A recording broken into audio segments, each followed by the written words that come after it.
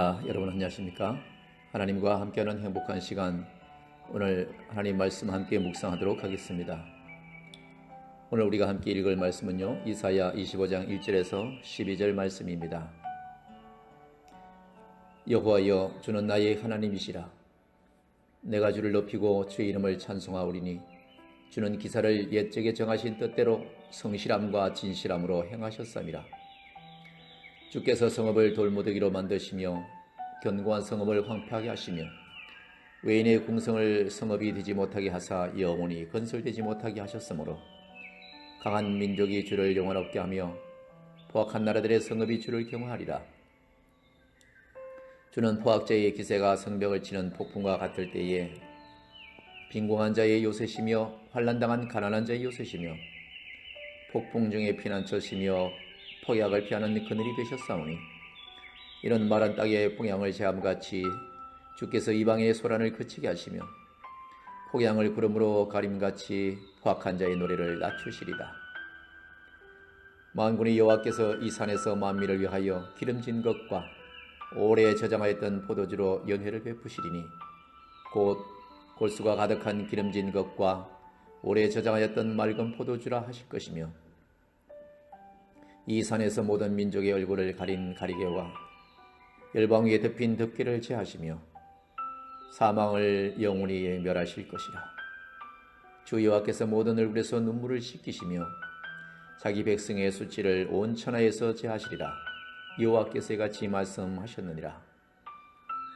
그날에 말하기를 이는 우리의 하나님이시라. 우리가 그를 기다렸으니 그가 우리를 구원하시리로다. 이는 여호와시라. 우리가 그를 기다렸으니 우리는 그의 구원을 기뻐하며 즐거워하리라 할 것이며 여호와의 손이 이 산에서 나타나시리니 모압이 끓은 물속에서 초계가 밟힘같이 자기 초세에 밟힐 것인즉 그가 헤엄치는 자가 헤엄치려고 손을 펴같이 그 속에서 그의 손을 펼 것이나 여호와께서 그의 교만으로 인하여 그 손이 능숙함에도 불구하고 그를 누르실 것이라. 내 성벽의 높은 요새를 헐어 땅에 내리시되 진토에 미치게 하시리라. 아멘.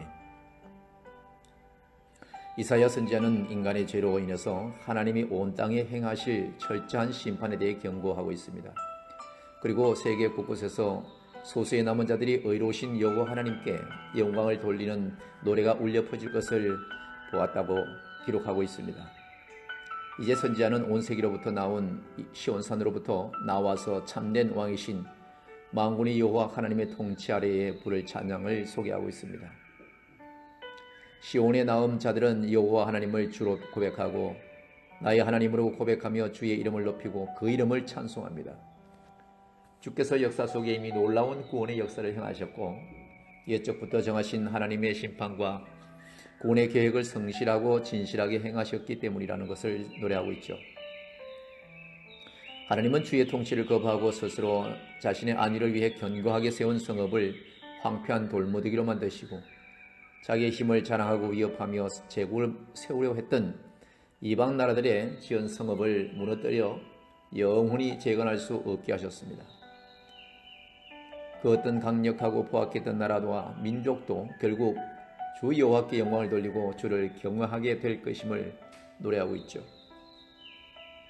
주 하나님은 포악한 자가 성병을 치는 폭풍과 같은 기세로 위협할 때에 곤경에 빠진 가난하고 환난을 당한 사람의 요새가 되시며 폭풍을 피할 피난처가 되시며 뜨거운 햇볕을 피할 그늘이 되어주시는 분이십니다. 또한 사막에 내리쬐는 햇볕으로 그 구름을 가려 주시듯이 이방인들의 소란과 함성과 노래소리를 그치게 하실 것이라는 것입니다. 만군의 여호와 하나님은 시온산에서 열방의 남은 자들을 위해 골수가 가득한 기름진 것, 곧 가장 좋은 고기와 오래 숙성되고 찌꺼기를 잘 끓은 최상급의 포도주로 잔치를 베풀어 주실 것이라는 것입니다. 즉 하나님의 통치 아래 가장 좋은 하나님 나라의 복을 풍성하고 충만하게 누리게 될 것이라는 거죠. 주 여호와 하나님은 모든 민족으로부터 얼굴을 가린 덮개를 벗기시듯이 그들의 죄의 결과인 사망의 저주를 영원히 제거해 주시고 그들의 얼굴에서 눈물을 씻기시며 그들을 죄인의 수치로부터 벗어나게 하실 것입니다. 그날의 여호와 하나님을 기다렸던 각 사람들은 구원의 하나님을 바라보며 주 여호와 하나님을 우리 하나님으로 고백하고 모든 악한 것으로부터 그들을 건져내시고 하나님의 백성으로 삼아주신 구원의 역사를 기뻐하고 즐거워할 것이라는 것입니다. 여호와 하나님의 다스리고 복을 주시는 능력의 손이 시온 산에 백성들에게 분명히 나타날 것이라고 이사야 25장 6절에서 9절 말씀을 함께 고백하고 있습니다. 반면에 여호와 하나님의 발은 여전히 하나님의 통치를 거부하고 시온으로 나오지 않는 자들을 짓밟으실 것이라는 것이죠. 하나님의 언약에 참여하기를 거부한 모압은 시온을 거부하고 몸은 그들의 처소에서 하나님이 베풀어 주신 잔치에 참여하는 것이 아니라 그럼더미 속에서 짓밟히는 지푸라기와 같은 비참한 처지에 놓이게 될 것이라는 것입니다.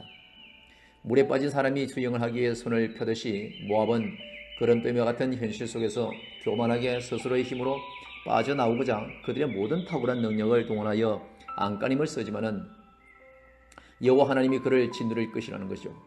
그들의 의지했던 가장 안전한 요새를 헐어버리시고 티끌과 같이 만드실 것이라는 것입니다.